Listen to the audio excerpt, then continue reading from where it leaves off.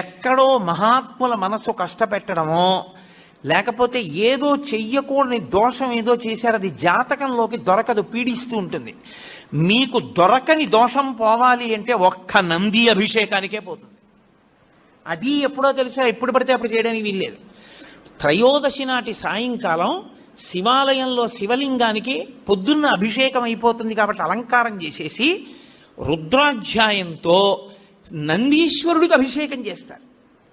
అభిషేకం చేసి నంది మూర్తినంతటినీ కడిగి అలంకారం చేసి చందనం బొట్టి బొట్టు పెట్టి నందీశ్వరుడికి శివలింగానికి ఏకకాలంలో హారతిత్తితే సమస్త దోషములు ఉపశాంతి పొందుతాయి. ఒక్క త్రయోదశి నాడే, ఇక ఇంకొక రోజు లేదు దానికి. దోష నివారణార్థం చేసేటటువంటి అభిషేకం నందీశ్వరుడికి ఉంది ప్రదోష వేళలో. జాతకంలో వచ్చేటటువంటి అంత గొప్ప గొప్ప దోష